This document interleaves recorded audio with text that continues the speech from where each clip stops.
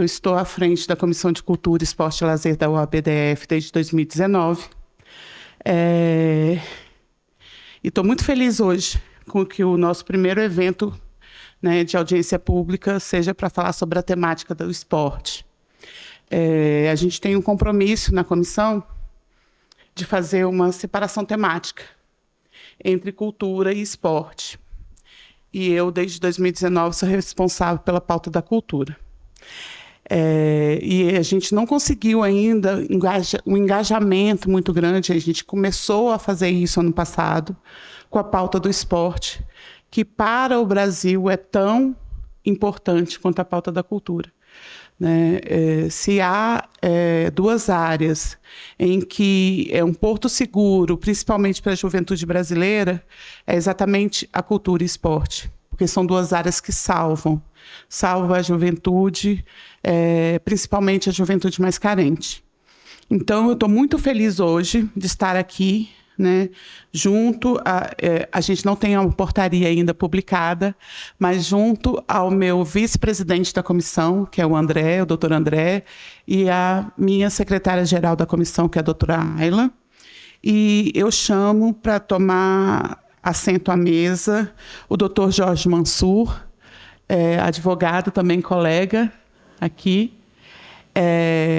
para a gente efetivamente começar a audiência pública, que inclusive a gente está um pouco atrasado.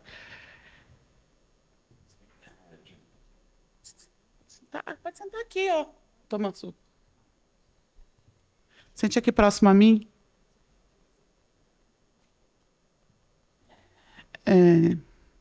Como eu disse ao início, não é uma pauta que eu tenho muita afinidade.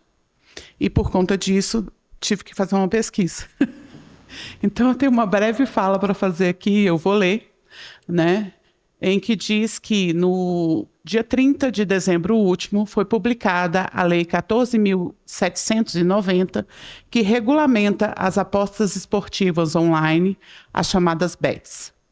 Pelo texto, as empresas poderão ficar com 88% do faturamento bruto para o custeio da atividade. Sobre o produto da arrecadação, 2% serão destinados à contribuição para a Seguridade Social.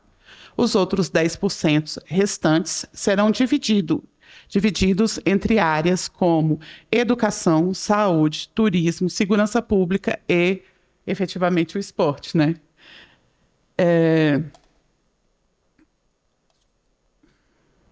A maior parte das regras já está em vigor, mas a parte relativa à tributação sobre as apostas começam a valer em abril. Outras regras dependem de regulamentação do governo. A expectativa é o aumento da arrecadação em 2024, uma vez que tanto as empresas quanto os apostadores terão de pagar impostos. Inclusive, um dos pontos vetados isentava os apostadores de imposto de renda, caso os ganhos ficassem abaixo da primeira faixa de imposto de renda. Com o veto, a alíquota de 15% estipulada para os ganhos esportivos incidirá sobre qualquer valor obtido pelos apostadores. Como sabemos, os vetos serão analisados posteriormente pelo Congresso Nacional, podendo ser mantidos ou derrubados. Doutor Jorge Mansur, eu já vi pelo seu currículo que o senhor foi um dos responsáveis pela regulamentação da lei no Ministério da Fazenda. Eu vi aqui um leque de destinação desses recursos para diversas áreas. E, obviamente, eu não podia perder já a possibilidade de fazer uma pergunta para o senhor, né? Se há uma previsão, mesmo que seja do ponto de vista de projetos de lei, de parte desse recurso, né, desses percentuais, dos 10%, irem para a cultura. Se há uma possibilidade, mesmo que remota, porque assim, a gente sabe que a dotação orçamentária para o Ministério da Cultura normalmente é baixa, né, em relação às outras áreas. Mas eu advogo pelo sentido de que a cultura realmente ela tem um caráter redentor para a nossa sociedade, né? Porque eu considero a cultura como um direito humano e assim, né? Tanto para o Brasil quanto para o mundo inteiro, né? E as nossas diversas a nossa diversidade cultural é muito grande e tem muitos agentes culturais que realmente fazem... É necessário, né, esse aporte de recursos, por menor que seja. Então, já lanço logo essa pergunta. Eu vou deixar a mesa, vou passar a mesa, a condução dos trabalhos para o André e para a Ayla. Vou ficar sentada bem ali, porque eu tenho que fazer um aditamento no mandato de segurança, para um mandato de segurança na Lei Paulo Gustavo, em Goiânia, no estado de Goiás. Então, eu vou ficar sentadinha ali ouvindo vocês atentamente, porque esse assunto muito me interessa. Porque, como eu disse ao início, eu acredito que o esporte e a cultura são áreas fundamentais para a preservação da democracia, do espírito fraterno e igualitário no país. Tá? Então, é isso. Passo a palavra para o André e para a Ayla para as primeiras falas. Tá? Muito obrigada. Primeiramente, boa noite a todos, né? Todos os doutores, vossas excelências. Boa noite ao nosso convidado, um homem de notório saber, referente à legislação que nós vamos tratar hoje. Boa noite à doutora Ayla, especialista, parceira, a nossa presidente Verane. E, logicamente, né, passar a palavra para a doutora Ayla. Boa noite, gostaria de cumprimentar primeiramente todas as pessoas aqui presentes, que se fazem presentes tanto no virtual quanto no presencial, é uma honra recebê-los, de verdade. Gostaria de cumprimentar a mesa, começando pela nossa presidenta, né, sempre muito solícita em acatar todos os pedidos, de todas as formas, todas as inquietações e pautas de esporte e cultura são sempre muito bem tratadas pela comissão, que é o local certo para se discutir isso, trazer à frente a proposta dessa casa. Hoje eu quero agradecer em seguida o nosso presidente, o vice-presidente, perdão, doutor André, que faz do esporte não só dentro da linha da UAB, mas fora também por meio do jiu-jitsu, falando aí do esporte e cultura. Ele faz isso muito bem, então já agradeço. E a pessoa que eu tenho o prazer de chamar de amigo, vou pedir essas vênias para considerá-lo como amigo, ex-assessor do Ministério da Fazenda, né, e atual advogado da área do direito desportivo, co-criador da lei das SAFs, uma lei que me trouxe para o direito desportivo. Toda vez que eu estou diante dessa pessoa ilustre que é ele como advogado, como atuante no direito desportivo, eu destaco. E regulamentador também das leis de apostas, por isso que está aqui, é o nosso mentor em relação a isso, né? Não tinha pessoa melhor para a gente trazer para essa tribuna hoje. Começo meus agradecimentos, logo em seguida a gente passa para o debate, após os doutores se apresentar, por favor.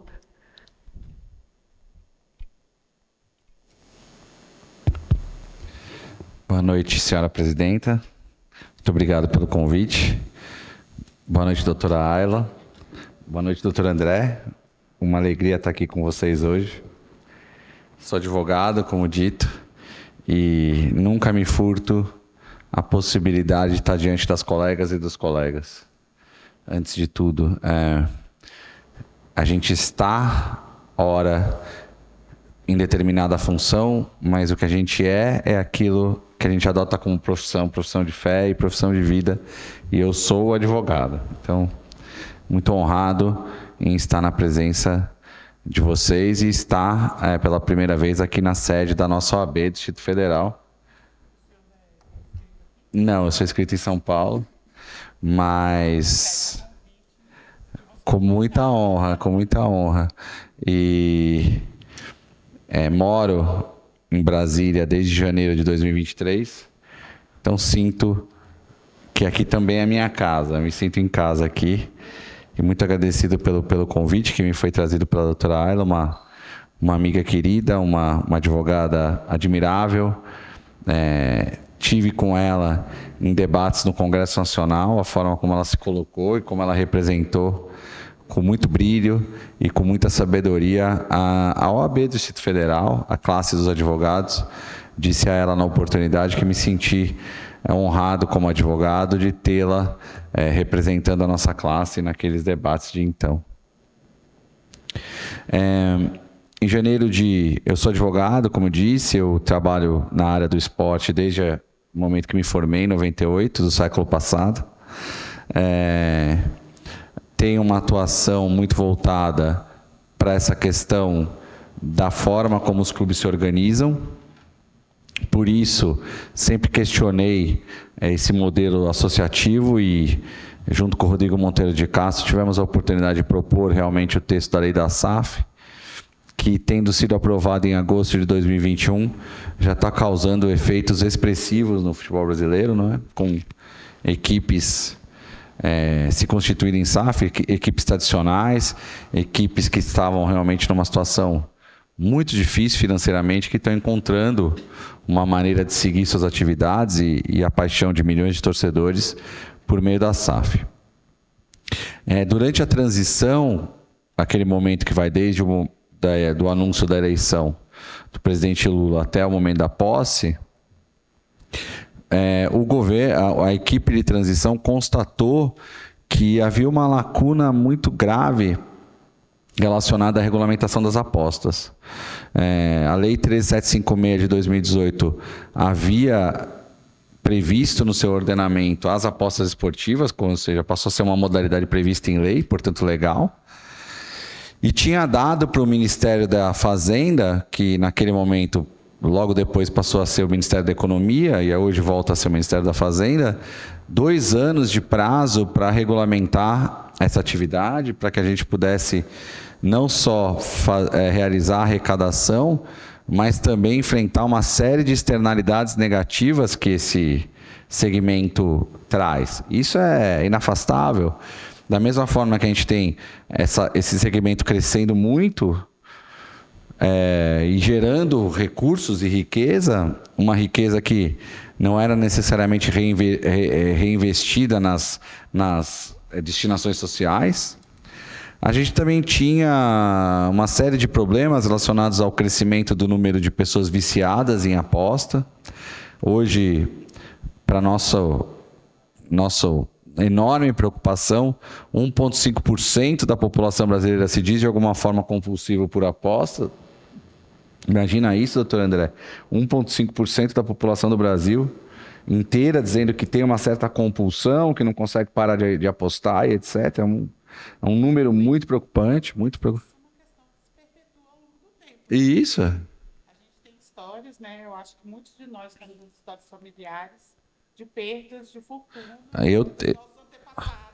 Eu tenho. Eu, como, inclusive, descendente de libaneses, tenho muitas histórias familiares de amigos, de parentes, de compadres do meu avô, compadres do meu pai, que realmente perderam tudo no jogo, né? Só que agora, doutora, tem uma diferença. Está muito mais fácil, porque você não vai a algum lugar, reúne diante de uma mesa. Agora você tem no celular, na palma da tua mão, para ficar o dia inteiro. E sem nenhuma limitação. E isso decorre de outra externalidade negativa relacionada à propaganda abusiva, né? Muitas vezes, quer dizer, a gente não assiste uma atividade esportiva hoje no Brasil, num canal aberto, num canal fechado, que não tem uma propaganda de um site de aposta. E muitas vezes, essa propaganda, que é importante, que também movimenta a economia, que também gera riqueza, mas ela parte para um viés ruim, um viés de tentar manipular as pessoas, no sentido de que a aposta é um meio para enriquecer. E não é. Então era preciso também, de alguma maneira, enfrentar a questão da propaganda. Lavagem de dinheiro, que a aposta é muito usada para lavar dinheiro, que é um crime que esconde outros crimes, né? E o próprio não recolhimento dos impostos devidos. Então, a Lei 13756, eu estou indo para a sua pergunta, tá? Não acho que eu estou te enrolando, não. A 13756, ela já vinha com destinações definidas. Então, como funcionava? Como funciona na prática essa questão da tributação, que é o primeiro ponto para responder a pergunta. Vamos supor que uma empresa de aposta receba 100 mil reais num determinado evento esportivo. 100 mil reais foram apostados ali por um número indefinido de pessoas, e isso está num pote, 100 mil reais. A primeira obrigação da empresa, quando sai o resultado, ela paga o prêmio para quem ganhou. A segunda é pagar o imposto. Ela paga o imposto de renda da pessoa jurídica pelo faturamento que ela teve. Depois ela paga outros tributos federais incidentes e não só federais. Por exemplo, ela paga a contribuição à Seguridade Social. Depois ela tem que pagar o ISS da cidade onde está a prestação de serviço. Isso tudo está previsto na lei. Quando ela fez todos esses pagamentos, o prêmio mais os impostos federais, existem as tais destinações sociais. Que na 13756 estavam, existia um valor para a segurança pública, que eu não vou citar os valores para não causar confusão, porque está muito diferente hoje. Existia um valor para o segmento do esporte, um valor destinado à saúde, um valor é contrapartida, e aí é um conceito de direito esportivo muito interessante, pelo uso da imagem do clube, né? Clube esportivo. Então, você tem o clube lá, se você vai apostar numa partida entre São Paulo e Palmeiras, você está usando a imagem do São Paulo, a imagem do Palmeiras, e assim a rodada inteira, pelo Brasil inteiro. Então, existe uma contrapartida de 163. Efetivamente, doutora, o legislador ampliou o leque de destinações. Ele incluiu o turismo, ele incluiu as APAES, uma série de entidades socioassistenciais. Ele aumentou muito a verba para o esporte, não só para o Ministério do Esporte realizar as políticas esportivas, mas também para confederações esportivas, para a Confederação Brasileira de Clubes, para a Confederação Brasileira do Desporto Paralímpico. Só que não houve a inclusão da cultura. Não houve a inclusão da cultura nessas destinações. Por mais que tenha se tentado. E eu, mais do que ninguém, sou um aficionado pela cultura. Então, eu faço coro com as suas palavras sobre a importância fundamental da cultura para um país. Um governo que menospreza a cultura, que coloca a cultura em segundo plano, ele talvez não tenha nem a capacidade de entender o mal que ele está fazendo para a civilização daquele país. Cultura é fundamental. Vários outros pleitos, a senhora imagina quantos eu recebi. A indústria, a tecnologia, mas era preciso equilibrar. O projeto de lei que nós enviamos ao Congresso previa que essas destinações somadas iam redundar em 18%. Depois do pagamento, então, ficava 82% para o operador, que é o lucro dele, as despesas dele, e 18% para as destinações. O Congresso, ele baixou para 12%. E nesses 12% não há nenhuma previsão cultural propriamente dita. Eu acredito que independente... Porque a aposta é a aposta esportiva, então tem que ser um valor do esporte, a lei de incentivo hoje é muito menor que a lei Rouanet, vários argumentos. Mas, independente desse resultado das apostas esportivas, que hoje não são nem só aposta esportiva, porque o Congresso Nacional também ampliou para o jogo online, o chamado jogo online, eu vou sempre defender que, de alguma maneira, de alguma forma, o orçamento, outros produtos, ou mesmo esse, se for o caso, encontre verbas para fomentar a cultura no país. Mas, respondendo a sua pergunta, na lei recém-aprovada, não há a previsão dessa destinação para a cultura. A gente parte para perguntas, eu parto para uma exposição. Eu ousei, como eu falei que ia sair para ficar ali, né? Tá. E eu ia sair da mesa, como vou fazê-lo agora, eu vou ficar sentadinha ali, ó, até minha bolsa tá ali. Tá. E aí eu acho que o senhor tem que partir com explanação. Já fiquei feliz porque... Feliz, mas triste porque não tem. Mas tem essa possibilidade de parte do recurso ser destinado, por exemplo, para a paz. E assim, eu não sei se tem uma possibilidade de parte desses recursos ir para o sistema S, por exemplo. Tem. Não, já está previsto. É uma maravilha, porque indiretamente vai para a cultura. As destinações sociais são sociais mesmo, só que não atendem tudo que é essencial para a nossa sociedade. E, sem dúvida alguma, a cultura é essencial para a nossa sociedade, mas nem tudo que é essencial conseguiu ser contemplado. Eu peço só para fazer um aviso. A gente acabou de receber o diretor administrativo da Orquestra Sinfônica do Distrito Federal, do Teatro Nacional Cláudio Santoro, e ele me externalizou um convite que eu faço a vocês também.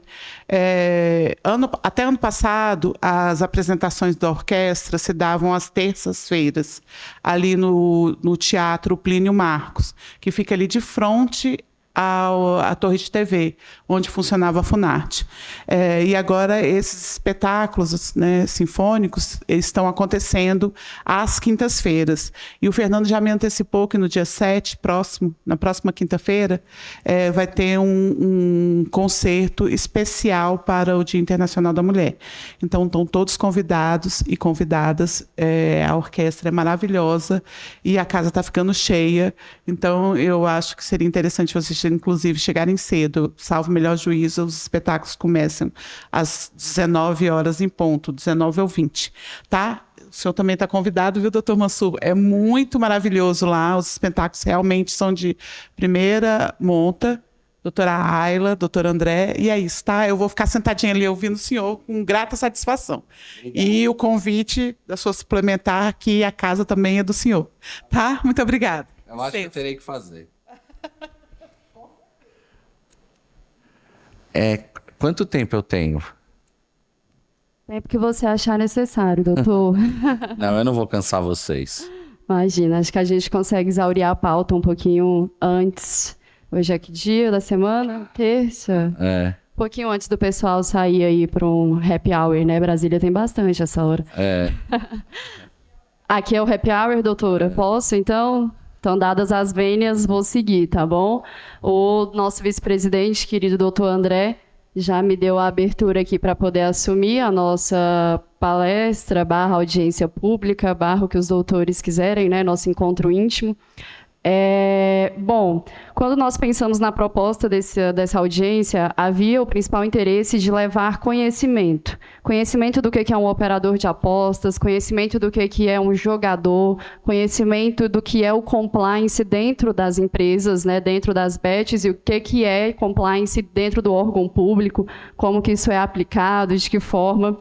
Então, a gente vai partir desse princípio. Eu vou pedir espaço para explanar um pouquinho mais o contexto que o doutor já iniciou, dessa MP, dessa transição, e aí a gente segue, então, nesse ritmo, só para todo mundo já ficar alinhadinho no que vai ser debatido. Caso vocês queiram fazer perguntas para qualquer um que está à mesa, podem ficar à vontade em qualquer momento, tá? Só levantar a mãozinha, eu consigo visualizar daqui. Obrigada.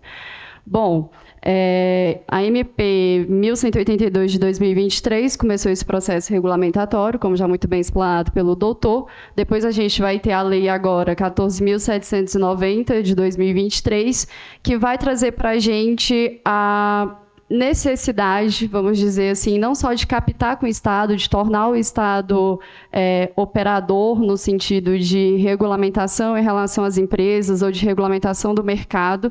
Isso é uma premissa, mas não ela por inteiro. Mas também de tratar o consumidor, que é uma visão que eu vejo que as pessoas pouco destacam e que é muito importante. Então, foi ressaltado aqui que há vício em jogos, e quando a gente não tem um mercado regulamentado, a gente não consegue saber quem é essa persona, quem consome, quem não consome, de que forma consome. Por outro lado, mas não menos importante também, a gente passa a trabalhar a questão de relacionamento, que é uma coisa que a gente vai falar bastante aqui. Vivemos uma era moderna, vivemos uma era de dados, compliance é uma palavra super em voga, vamos dizer assim, virou até moda, né? Todo mundo fala de compliance, mas falar de integridade, falar de governança corporativa dentro das empresas e dentro do órgão público, a partir da lei das bets, é o nosso maior diferencial aqui hoje.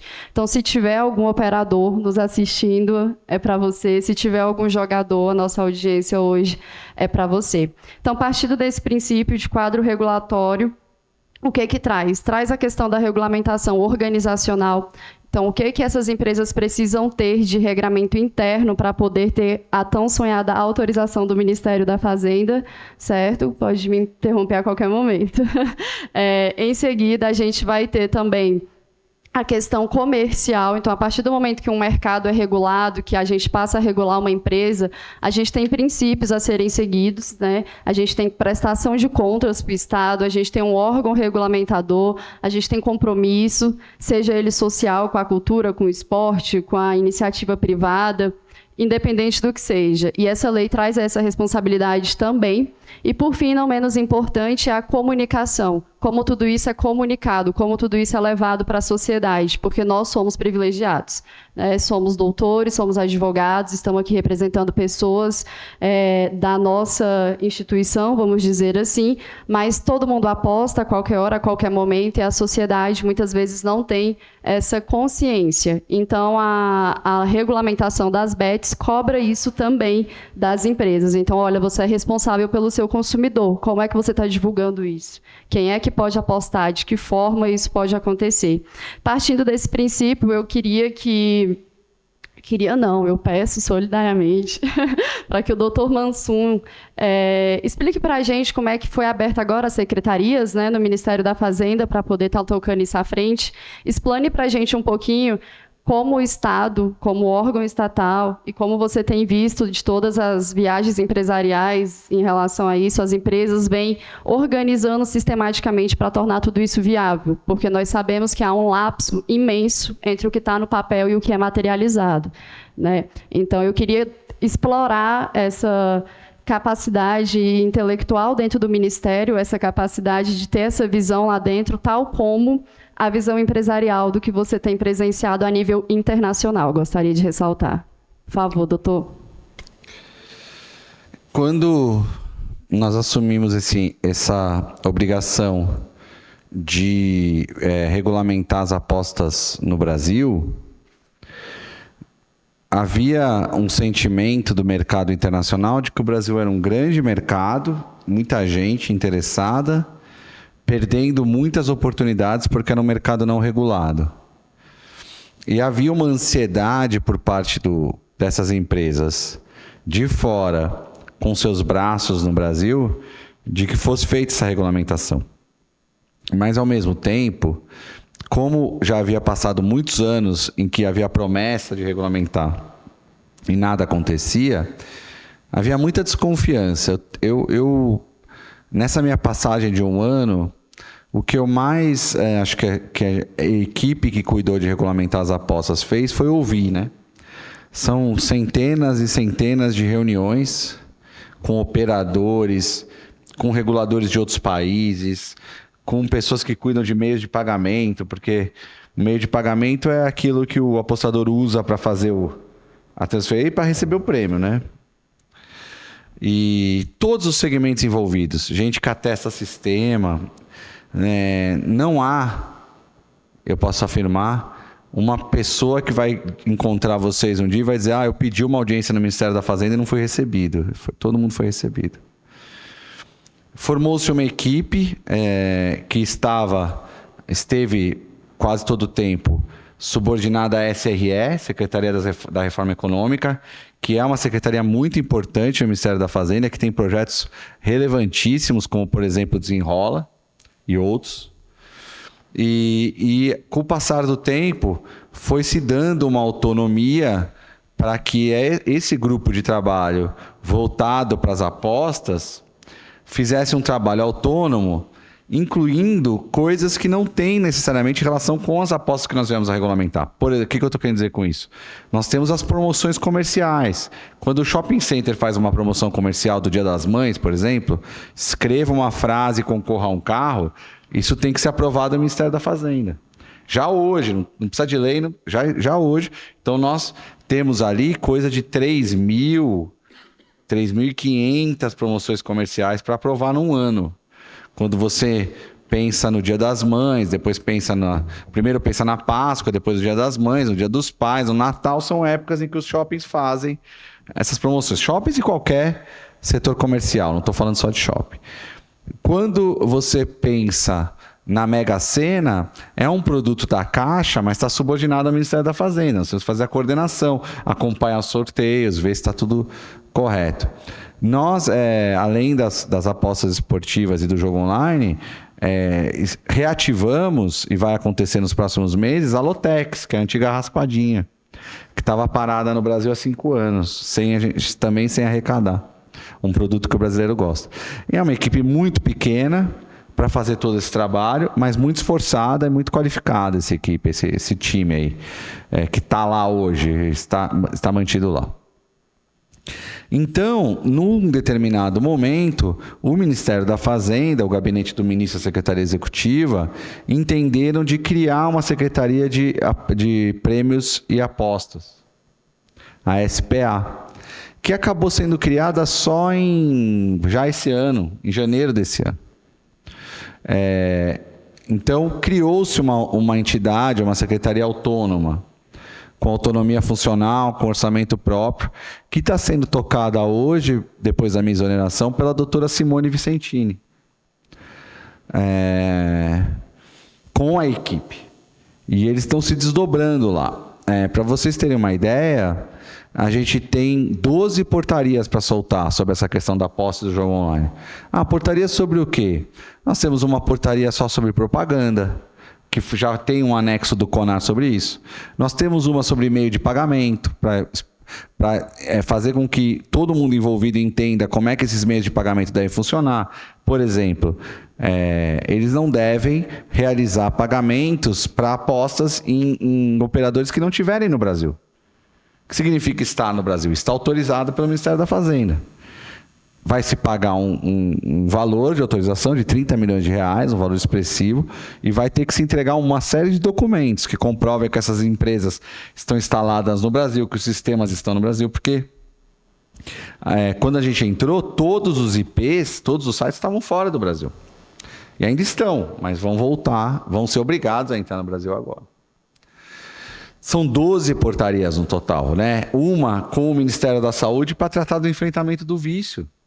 Então, nós temos umas medidas relacionadas ao enfrentamento do vício. Por exemplo, a obrigação do site de aposta de dar ao apostador uma chave onde ele pode colocar o período que ele vai começar a apostar e o período que ele vai parar. E o sistema desliga sozinho quando ele coloca isso. Isso ajuda o compulsivo a refletir sobre o que ele está fazendo. E uma série de outras coisas. Por exemplo, não sei se isso ficou tão público, não é permitida a aposta com cartão de crédito. Por quê? Porque você só vai apostar com dinheiro que você já tem. O cartão de crédito, ele gera uma fatura que você vai pagar e a pessoa compulsiva tem a tendência a apostar mais do que vai poder pagar, fica devendo a fatura. E a gente aí tá criando desenrola para tirar as pessoas da linha de empresa, não pode. Então, existe uma série de circunstâncias e fatores. E essa equipe bravamente já soltou uma portaria ontem da certificação das plataformas e vai soltar outras. A próxima, provavelmente, dando ali não só os prazos de autorização. Eu estive em 2 eventos no exterior. Eu tive um em agosto e tive um em janeiro. O de agosto foi um evento onde o Brasil foi recebido cercado de desconfiança e de reclamações. Nossa tributação está muito alta, as empresas vão preferir ficar no mercado não autorizado.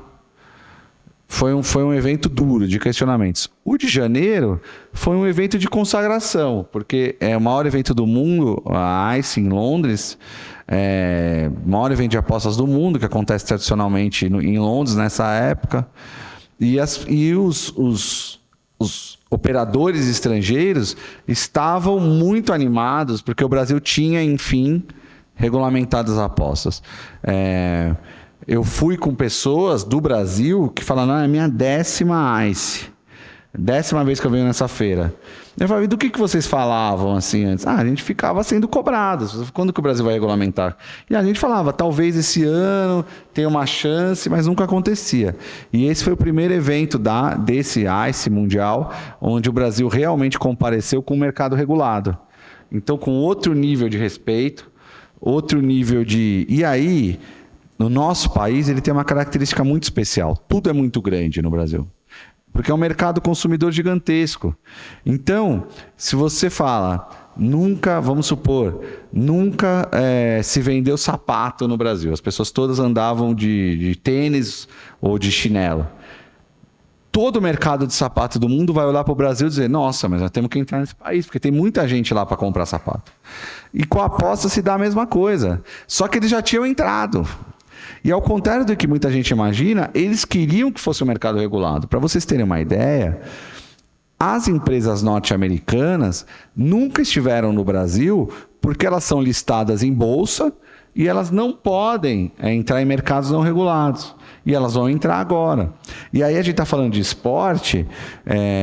Eu tive mais de uma reunião com representantes de clubes grandes, né? E os clubes preocupados. Poxa, hoje, de 40 clubes das séries A e B do Campeonato Brasileiro, 39 tem uma marca de aposta no uniforme. Vai espraiando isso para as outras modalidades, quer dizer, todas as modalidades, o jiu-jitsu de vocês, o vôlei, o basquete, o judô, o tênis, todas recebendo esse aporte das apostas. Se agora eles vão ter que pagar imposto, eles vão pagar menos para a gente. Foi um raciocínio. E eu falei, não é assim que eu vejo o mercado. Eu vejo o mercado torcendo para ser regulado, torcendo para pagar imposto, para investir mais, porque vai investir no mercado seguro, com segurança jurídica. E houve esse questionamento. Bom, de dezembro até aqui, a gente está vendo nos jornais os valores de patrocínio crescendo absurdamente. Aí você fala, eles crescem para o futebol, para os maiores clubes de futebol.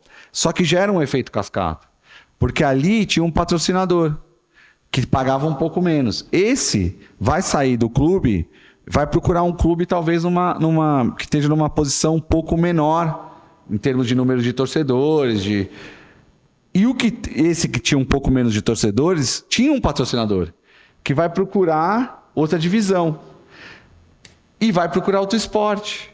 Então, o fomento do esporte como um todo, a gente está vendo esse processo acontecer, a partir da regulação, quer dizer, a partir do momento que eles viram que eles eram obrigados a pagar impostos, ao invés de eles diminuir o investimento, eles aumentaram o investimento. Além do mais, a concorrência, como eu acabei de falar para vocês. Se o mercado norte-americano entrar, vai brigar pelo patrocínio com as empresas brasileiras e europeias que estão no Brasil hoje. E isso aí aumenta o valor do patrocínio. Então, o que eu vejo assim sobre equipe, hoje existe uma secretaria dentro da Fazenda, existe uma secretária nomeada, a doutora Simone Vicentini, que é a pessoa a quem eu atribuo ao comando dessa equipe, quer dizer, ela sempre foi a comandante desse time, a comandante desse navio pequeno, com poucos tripulantes, mas muito esforçados. Sempre foi ela a pessoa à frente disso. E ela segue o trabalho, um trabalho que está dando frutos. E manifesta também sobre a animação dos estrangeiros, das pessoas de fora, em relação ao que aconteceu no Brasil nos últimos meses. Perfeito, muito obrigada. Vou completar um pouquinho a fala que a gente está fazendo meio que um bate-bola, né? Então, o primeiro ponto que eu acho que vale a pena e super a pena destacar é a importância da segurança jurídica, como muito bem pontuado, porque nós temos a visão brasileira de que tudo que é regulamentado dá trabalho, tudo que é lei dá trabalho, tudo que... não, mais uma lei, mais uma regulamentação, mas o mercado lá fora não. O mercado lá fora, inclusive, eles têm um sistema jurídico que muitas vezes é fomentado de fora para dentro, é do comercial para o jurídico, como aconteceu com toda a perspectiva da construção do compliance, né? Ele falou bem das bolsas. Falando sobre a questão de... Me fugiu a memória, só um minuto. Falando um pouquinho agora sobre a questão de fomentos e esportes. É importante a gente pontuar essa questão regulatória. A portaria 1330 de 2023 foi a basilar e a primeira a estar trazendo todo esse contexto regulatório, porque a lei trouxe, mas trouxe um pouco mais enxuto. E aí ficou para as portarias, né, explanar tudo isso, só para explicar para todo mundo. E aí, dentro dessa portaria, traz-se, né, os principais conceitos. E dentre deles tem que toda instituição, né, todo operador estrangeiro tem que ter uma subsidiária no Brasil. E isso, para a gente que é do jurídico, faz uma diferença imensa para quem trabalha com direito empresarial, então o olho até brilha. Então, é sensacional essa perspectiva. Em mesma linha, nós temos também a questão muito bem pontuada, como o futebol é uma paixão nacional e internacional e um esporte de imensa proporção, foi o pioneiro na promoção das bets, mas nada obsta, na verdade, inclusive a lei fomenta que tenha-se bets aí de outros esportes. Então, em breve, a gente vai estar tendo aí as Olimpíadas, e eu desejo, como atleta que fui e agora advogada do direito desportivo, que mais esportes possam ser abarcados pelo mercado empresarial, pelo mercado estrangeiro, e a gente possa desenvolver o esporte sob uma perspectiva não menos social, não estou aqui matando a questão social, mas cada vez mais profissional, profissionalizando não só o futebol, mas valorizando também os outros atletas por meio desse fomento. Então, é um avanço muito grande, realmente. Vou estender a palavra para o doutor André. Boa noite a todos. Primeiramente, eu queria agradecer, Mansur, como atleta, pela luta que vocês tiveram para regulamentar essa lei. Explico. Como jogador de base das antigas, né, a gente tinha muita dificuldade para poder participar, né, como jogador de futebol. Tinha os olheiros, você tinha dificuldade ali para poder chegar nos grandes clubes e tudo. Por quê? Os grandes clubes eram sucateados, não tinha de onde tirar dinheiro, né? E aí meio que era uma loteria. Alguns conseguiram, outros não. Hoje, como atleta de jiu-jitsu, também percebo a importância dessa regulação, dessa lei, que vocês brigaram por nós. E como atleta, eu gostaria de agradecer você. Tá bom? Ô, André, a minha origem também, eu fui um péssimo jogador de basquete e um jogador bem ruim de futebol de salão. E se eu tenho um respeito enorme pelos atletas, sabe? Até vou juntar as falas de vocês para falar de alguns assuntos, um assunto muito importante para falar dessa questão dos atletas e agradecer pelo seu agradecimento. A 1330, ela teve um fator muito importante para a gente, doutora, porque ela nos deu a possibilidade de pedir as tais manifestações prévias. O que é isso? A gente pediu as empresas que quisessem, sem nenhum tipo de compromisso, ou seja, não significa que elas já estavam autorizadas, que elas já estariam obrigadas a pagar, nem significa que quem não fez a manifestação prévia não podia pedir depois, para quantificar o tamanho desse mercado, para poder instalar os sistemas, porque tem um sistema de tecnologia fundamental para esse negócio funcionar. A gente precisa receber quase que em tempo real todo o volume de apostas para saber se eles estão recolhendo direitos e impostos e para entrar no outro tema que eu vou falar ainda nessa resposta. Nem sei se está aí no roteiro, manipulação de resultado. Várias coisas no script que vocês estão adiantando, vai ser. Tem manipulação de resultado? Tem manipulação de resultado. Então eu já vou furar o script. Tem tudo, mas pode seguir, doutor. E aí nós recebemos 134 manifestações prévias, que é um número muito maior do que a gente estimava.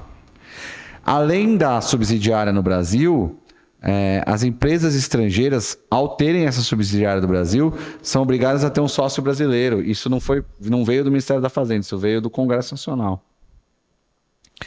Mas eu quero dizer que essa 1330 tem a manifestação prévia, tem alguns conceitos de publicidade, tem essa questão, e ela vai ser agora atualizada, porque ela vai ser atualizada de acordo com a lei, com o anexo do CONAR, e vai trazer uma série de coisas também sobre plataformas, responsabilidade das plataformas. Plataforma, eu digo, mídia, mas também Instagram, YouTube, Google e etc. E dos influenciadores, que é um problema que a gente tá. Mas eu tive uma reunião com representantes dos influenciadores e notei desses que vieram falar comigo uma vontade de se adequar à lei, de fazer as coisas de acordo com a lei, muito mais um desconhecimento do que pode ou que não pode, do que uma vontade de levar uma vantagem. Desses que vieram falar comigo, né? Quando a gente começou, as coisas que mais chamavam a atenção para a aposta esportiva era a manipulação de resultado. Sim. E eu cheguei a falar numa audiência no Congresso, onde a doutora Ari estava, do quanto me preocupava essa rotulação do atleta. Porque o atleta brasileiro é um cara que luta muito e uma mulher que luta muito para chegar, para poder fazer o esporte. No futebol e fora do futebol. Quer dizer, quem pratica que a gente chama das outras modalidades, sabe a batalha que é para você chegar a ser um atleta ou um atleta de alto rendimento, para você representar o seu país, para você chegar num campeonato estadual que seja, ou num campeonato nacional que seja, que já é muito meritório. E eu ainda tenho, que essa questão da manipulação de resultado colocasse um rótulo no atleta como um desleal. E não é.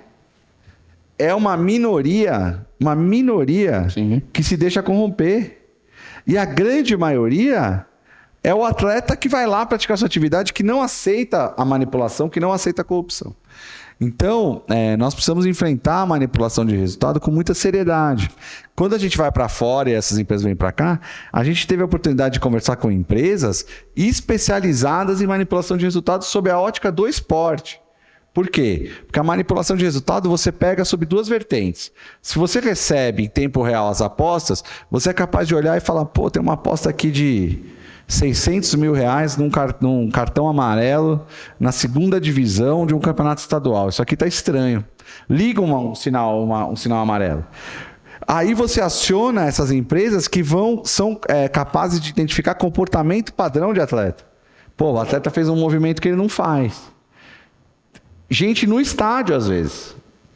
E gente monitorando remotamente. Na Inglaterra, eu fui no escritório de uma dessas empresas. Existe departamento para cada modalidade. E a manipulação, então, você pode fazer uma gradação de 1 a 5, né? Desde a possibilidade mais remota até a comprovação. E quando bater no nível 3, você pode até dar uma ordem para a operadora: tira esse jogo do seu card. Esse jogo, essa luta, esse jogo de tênis, essa corrida, tira do seu card. Está sob suspeita de manipulação. E enfrentar a manipulação. E aí a gente começa a enfrentar com seriedade esse assunto, porque eu acho que a manipulação de resultado talvez seja a crise mais grave que o esporte brasileiro enfrentou desde que o esporte brasileiro começou. Porque é aquela situação onde você vai num ginásio, num estádio, e a criança pergunta para o pai: isso aí foi de propósito? Esse erro? E aí matou, porque essa criança perde a vontade de ir, aí você tira o público, tira a audiência da TV, tira. É um círculo vicioso que vai matar o esporte, a gente não pode deixar. Então, é fundamental chegar aqui na sua presença de 2 atletas de alto rendimento, e dizer que a todo momento nós nos preocupamos em enfrentar a manipulação, mas em não estigmatizar o atleta. Em dizer, olha, aquele atleta que é o seu ídolo, aquele atleta que é o cara que você acompanha, que nem é ainda um ídolo nacional, mas que você vai, às vezes, num ginásio assistir lutar ou assistir jogar, ele é um cara sério. Tem um ou outro que se desvia. E a gente vai pegar essa situação e vai punir na forma tanto da lei quanto da justiça esportiva, infelizmente. Porque dá pena. Porque você percebe que são pessoas, às vezes, totalmente desinformadas. Um atleta de base que recebe a oportunidade de ganhar 4, 5 vezes o que ele ganha de ajuda de custo e cai nisso. Então a gente precisa investir também muito em educação, em levar, por exemplo, a OAB, todas as OABs, essa comissão pode fazer um trabalho essencial de aqui, nas entidades esportivas do Distrito Federal, levar pessoas como vocês para conversarem com as bases todas as modalidades sobre o que é manipulação de resultado e o quanto isso pode ser fatal para a carreira do atleta. Então eu clamo aqui na OABDF e em todas as outras, e quem estiver nos ouvindo, a OAB é um instrumento fortíssimo, porque ela chega nos lugares, ela é potente, ela chega no lugar mais afastado do Estado, no caso nosso aqui do Distrito Federal, para que faça esse trabalho. Então, às vezes, te levar você que tem essa ascendência, o atleta de base da luta, chegar e ver um atleta que hoje também é advogado e explicar para ele o que é manipulação de resultado, você pode estar tirando muitos desse caminho. Você também, como atleta, falando também para as atletas mulheres, então a gente precisa muito disso. Então, eu acho que eu passei aí vários pontos do script, me excedi um pouco. Mas é importante, sabe? Quando você fez essa menção ao atleta, falar isso que eu acabei de falar, porque é o que eu realmente sinto sobre essa questão. Eu agradeço demais. Vou dar a palavra para a doutora Ayla. E tem outro detalhe. Aos advogados que estão aqui presentes, é principalmente pelo tema, né, doutor? Tem a questão do mercado. A partir do momento que faz o estudo da legislação, o tanto que gera emprego. Eu fiz um estudo rapidamente falando. Exemplo, não vou falar sobre time aqui, mas tem a maior torcida brasileira, tem mais ou menos por volta de 40 milhões de torcedores. Suponhamos que metade disso joga em uma bet, que no caso a palavra bet, aposta, né? Automaticamente aqueles 20 milhões que apostam R$1 vai ser 20 milhões voltados para o clube. Bem, falamos de futebol. Recente, ela acompanhou, foi acompanhar um atleta de alto rendimento, um campeonato internacional aí em São Paulo, e lá me surpreendi. Doutor, eu cheguei lá no Pacaembu, as atletas se preparando para competir. Quando eu estou lá dentro, alguém me menciona: olha, você já apostou? Apostou? Como assim? Aposta? Luta. Já tinha as empresas lá de apostas, atletas, tudo montado. Então, assim, é uma geração de emprego também que vocês foram responsáveis. Agora, vou voltar a palavra à doutora. Obrigado, Mansur. Imagina. Bom, sobre essa questão, acho que quando a gente para pensar na dimensão esporte, futebol, talvez o atleta, socialmente falando, talvez o atleta seja mais pedrificado, porque, nossa, já ganha tão bem, nossa, já tem tanto patrocínio. Só que quando a gente traz essa realidade para os outros esportes, como bem pontuou o doutor, e quem trabalha com direito desportivo vai saber, ou quem tem familiares atletas ou é atleta, passou por essa linda trajetória, vai saber também o quanto é difícil você se subsidiar para fazer o mínimo. Atleta precisa de nutricionista, atleta precisa de fisioterapeuta, atleta precisa de transporte, atleta precisa de psicólogo, atleta precisa. E quando traz essa perspectiva, e aí eu venho reforçar a palavra do doutor, e já usando do local de fala que ele me deu, atletas não se vendam, não se corrompam, porque o esporte é feito pela imprevisão de resultado. O esporte é feito, a paixão do esporte é pela imprevisão do resultado. Os nossos ídolos são ídolos pelo esforço. É você ligar, assistir e falar: caramba, teve 30 lesões, melhorou e tá lá, sou fã. Né? Nossa, a Marta quebrou paradigma, seja de gênero, seja do que for, tá lá. Me representa, te representa. Então, assim, atletas, vamos somar as nossas vozes. E já trago o acalento, se me é permitido, a partir desse momento, para falar que dentro do percentual levantado muito bem pelo doutor, que ficou fixado em 12%, e desses 12%, para facilitar o nosso cálculo, e olha que eu nem sou de exatas, nós vamos considerá-lo como 100%. Então, desses 100% de 12%, trouxe minha cola, não sou de exatas, 36% vai para o esporte e 22% mais especificamente para o Ministério do Esporte. Nós que somos advogados desportivos sabemos que o Estado tem se posicionado muito bem através de leis de incentivo, através do Bolsa Atleta, que recentemente foi estendido para mulheres grávidas, esse suporte. Então, a gente não precisa aceitar propostas desmedidas para se subsidiar. Às vezes, o que a gente precisa é de um bom auxílio profissional, de vir aqui na casa da OAB, assistir essa audiência pública, comparecer aos espaços públicos para que tenhamos, primeiro, acesso à informação, segundo, à educação esportiva, para poder saber aonde buscar os nossos subsídios. Então, seja por meio de um Bolsa Atleta, seja por meio de um patrocínio, público ou privado, seja pelo que vai respingar das bets, que são 7,3% para clubes e atletas, pelo uso de marca e imagem. Então, levar esse conhecimento de que no seu contrato tem que ter ali uma cláusula de imagem, uma cláusula de marca nos clubes, já faz total diferença para que a gente não deixe esses atletas serem seduzidos por um mercado não tão interessante que nós não queremos. Esse seria o meu levantamento em relação a isso. Estamos cansados? Posso adiantar?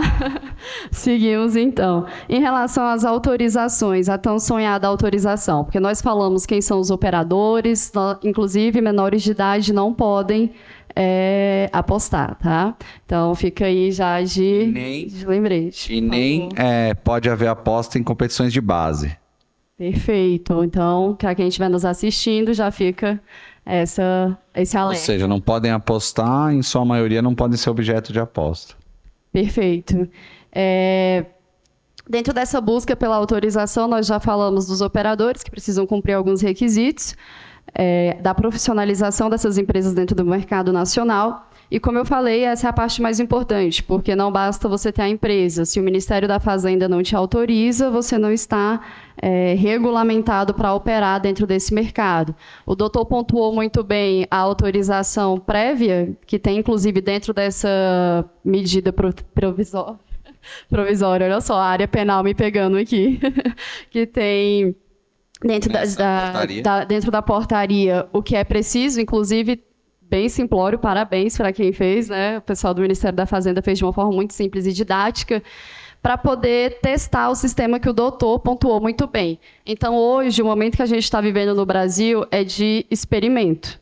A gente pegou ali as empresas que já estavam operando, acumulamos essa empresa as empresas que tiveram interesse, né, fizeram a requisição prévia, e elas já estão testando através da secretaria, que também nós já citamos, a secretaria por meio de apostas, se esse sistema é eficaz ou não. Ou seja, traduzindo tudo isso que eu falei, se o sistema de integridade do que está na lei e do que está na empresa está correto para que possa operar dentro do mercado brasileiro e internacional. É isso aí. Perfeito? Perfeitíssimo. Até aqui, então eu vou seguir para a minha colocação.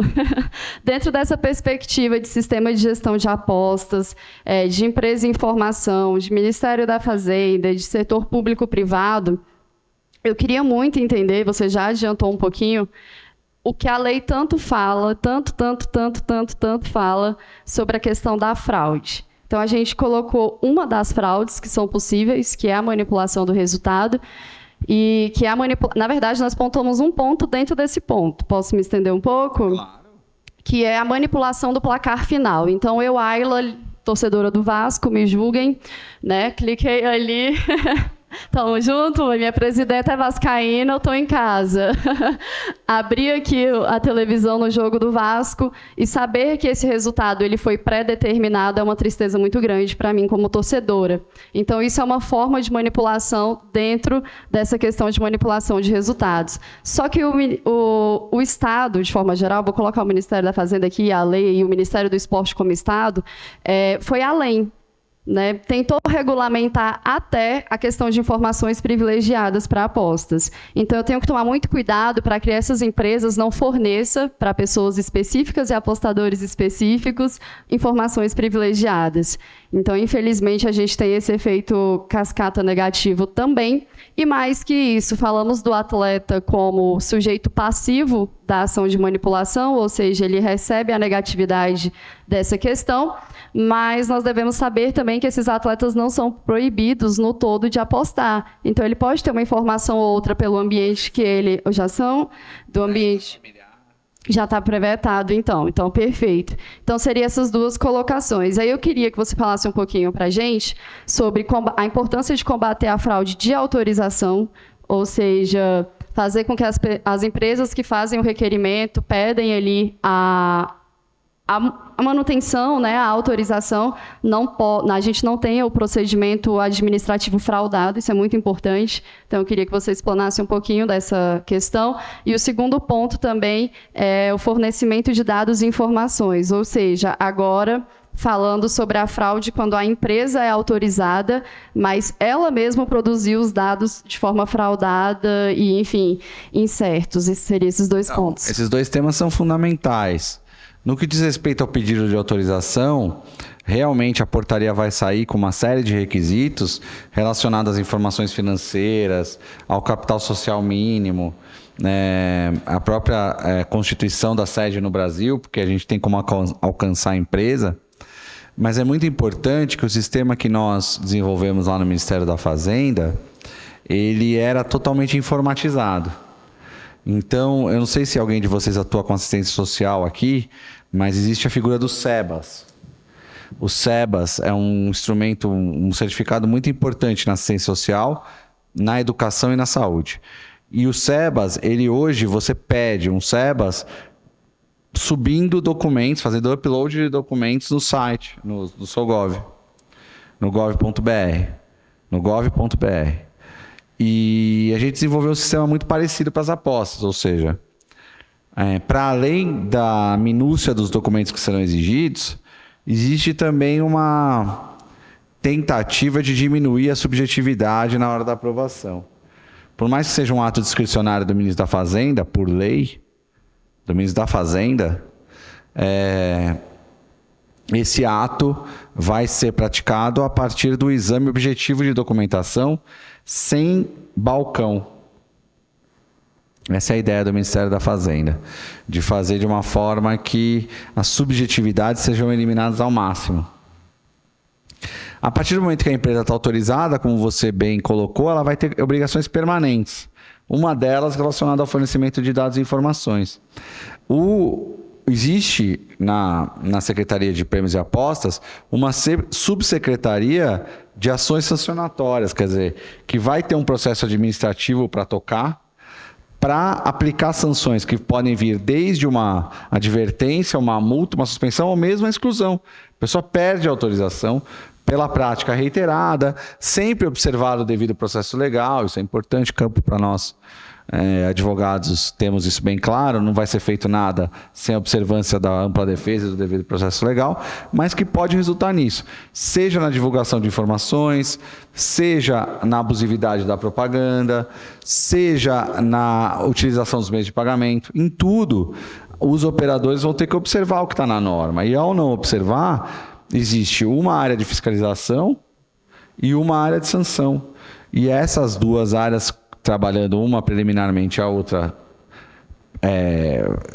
instaurando e desenvolvendo o processo administrativo, pode chegar inclusive a excluir essa empresa do Brasil e aplicar multas, etc., e inclusive alcançando as pessoas dos gestores, né? Então, são regras que vão vir a público ao longo do tempo e que o Ministério da Fazenda, tenho certeza que vai trabalhar para fazer com que essas regras sejam observadas com muita atenção e de uma forma muito minuciosa, porque você mesmo citou na sua fala a quantidade de temas importantes que estão sendo deliberados ali, entendeu? A dúvida foi super sanada, agradeço a completude. Doutor André? Aprendendo demais aqui, doutor. Aprendendo demais aqui, doutor Mansur. Eu dei uma olhada na legislação aqui e eu vi a questão do acordo, né? Dependendo da situação, foi o que o senhor está falando neste momento, porque, logicamente, vai direito constitucional, a livre concorrência do artigo 170, né? Então, vamos tratar tudo a questão de lei, né? Vai na casa iniciadora, revisora, todo mundo fala, olha, isso aí não funciona no país, vocês estão de parabéns, conseguiram atuar fortemente dentro do Congresso para que possa ter essa aprovação. E aí, automaticamente, quando a lei é nova, as empresas vão ter um pouco de dificuldade para poder atuar, ver como fazer, não evitar de fazer coisas erradas, enfim. E um grande passo que eu vi aqui na legislação é sobre a questão do acordo, dependendo da situação, às vezes, ou na maioria das vezes, até nós como advogados, orientar os empresários. Às vezes eles erram por falta de orientação, não por dolo, por vontade de errar, né? Não, toda a instância administrativa comporta essa possibilidade. Mesmo a Justiça Desportiva, onde eu já militei por muitos anos, e vocês conhecem, existe a transação jurisdesportiva, quer dizer, o acordo é sempre uma possibilidade. É uma possibilidade abraçada no processo civil, muitas vezes no processo penal e na instância administrativa. Então, nós nada mais fizemos do que importar da própria legislação que trata do processo administrativo em geral, essas possibilidades de acordo que realmente tem uma função didática importante e serve para a gente, às vezes, não exceder na pena de quem não agiu com dolo ou tanto dolo, mas que está num processo de aprendizado e está realmente disposto, se cumprir o acordo, demonstra para a gente uma disposição em modificar aquilo que está errado e seguir adiante, realizando atividade econômica, gerando empregos, mas sem ofender nenhuma das normas que fazem parte da lei e das portarias. Perfeito, caminhamos para o final, essa é a minha última fala e de conclusão. Logo em seguida, vou abrir para quem quiser perguntar, caso os doutores tenham alguma inquietação, fiquem à vontade. Dentro dessa perspectiva regulatória, eu acho muito interessante os deveres, porque a lei foi muito clara no que é dever a ser cumprido. E, ao mesmo tempo, já sabendo enfim, da sociedade que vivemos, do século XXI que vivemos, preveu, inclusive, a questão cibernética. A estruturação dos sistemas dentro desse contexto cibernético, e tudo sempre muito voltado, na minha visão, e aí me corrija se eu estiver errada, a manter a integridade do esporte, que é a nossa matéria principal, o nosso aporte principal, mas manter também a segurança do apostador, então do consumidor, trazer esse olhar para o consumidor. Dentro dessa perspectiva, o que eu pontuei e achei extremamente interessante na portaria foi o artigo 13, para quem é operador, recomendo a leitura, e na lei o artigo 8º, que vai falar sobre mapeamento de processos e procedimentos, e aí, mais uma vez, um apelo para que as empresas cumpram e determinem os melhores sistemas para ser integralizado a questão do sistema do Ministério da Fazenda e a gente possa aí, ter um ambiente de apostas cada vez mais saudável e usufruir dessa paixão nacional, mundial, que é o esporte, né? Mundial, porque as Olimpíadas estão em todos os cantos, todos os lugares. Fico à disposição para tirar dúvidas. Passo a palavra para o doutor Mansum, para o doutor André, fiquem à vontade. De minha parte, eu agradeço muito. Acho que sempre que eu tenho a oportunidade de estar com a doutora Ayla, eu aprendo muito, e não foi diferente hoje. Uma advogada brilhante que é, atuante, estudiosa, uma figura que com certeza já tem e vai ter uma carreira brilhante. E dizer mais uma vez da minha alegria de estar aqui e de me colocar à disposição para as dúvidas. Agora da plateia e eventualmente de quem está vendo de casa ou do escritório. Agradecer a Vossa Excelência. Doutor Mansur, assumo aqui o compromisso como vice-presidente da Comissão de Cultura, Esporte e Lazer, junto com a presidente, com a secretaria, em trazer as pessoas importantes, como o senhor e todos os responsáveis aqui em Brasília por essa questão de aposta. Deve ter o presidente de uma associação, deve ter os empresários. Nós queremos explorar bastante, justamente para quê? Para trazer os advogados, vocês que estão aqui presentes, para poder atuarmos bastante, porque, como disse uma vez para a doutora Ayla, olha, talvez, se nós discutirmos e judicializarmos mais as coisas do esporte, da cultura, talvez nós estivéssemos mais avançados. Então, o BET, nós temos um compromisso, viu, doutor Mansur? Pode deixar, o senhor vai participar junto conosco, nós vamos trazer todas as pessoas responsáveis. Por quê, gente? Vou explicar para vocês. O BET, ele é importantíssimo para os clubes, como o senhor falou da questão da SAF, dos clubes e do investimento. Brasília precisa de investimento em todos os esportes. Todos os esportes. A loteria é um lugar importante para poder arrecadar esse dinheiro, mas é mais demorado. A BET talvez seria o caminho mais rápido para a gente poder levantar o esporte do Distrito Federal. Por isso, agradeço aí a dica e assumo o compromisso, tá bom? Pessoal do plenário, perguntas, dúvidas, inquietações? Por favor, doutor, à vontade. O microfone à sua esquerda. Doutor Mansur, boa noite. E muito obrigado pela explanação de todos vocês, foi muito enriquecedor para todos nós. A pergunta é muito objetiva.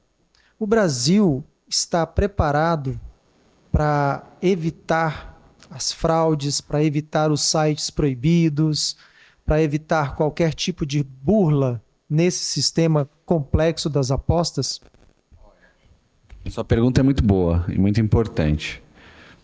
O Brasil se preparou ao longo do ano de 2023. Até o ano de 2023, o Brasil não estava absolutamente preparado para absolutamente nada relacionado a isso. Mas ao longo de um ano, houve um esforço muito grande de diversas áreas do governo e dessa equipe que eu já citei algumas vezes do Ministério da Fazenda, junto com o SERPRO, para o desenvolvimento de sistemas, de aprender, de ouvir, de assimilar. Isso significa que nós estamos absolutamente blindados? Não. Seria muita soberba falar isso.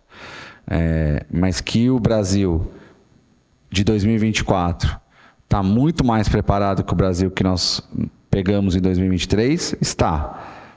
Que os fatos, as fraudes, o fraudador, todas as áreas, que é uma comissão de esporte, o doping, o cambismo, está sempre tentando estar um passo na nossa frente. Então, dizer para você, doutor, que a gente, assim, nós sabemos tudo que eles podem fazer e não dá, porque eles vão inventar coisas novas. E nós temos que estar preparados para enfrentar. Mas eu vou te dizer, o sistema desenvolvido ao longo do ano todo, que começou a ser desenvolvido em janeiro de 23, pessoas do mundo inteiro vêm ver e apontam pouquíssimas coisas para melhorar. E nós estamos abertos a ouvir e melhorar. Sempre.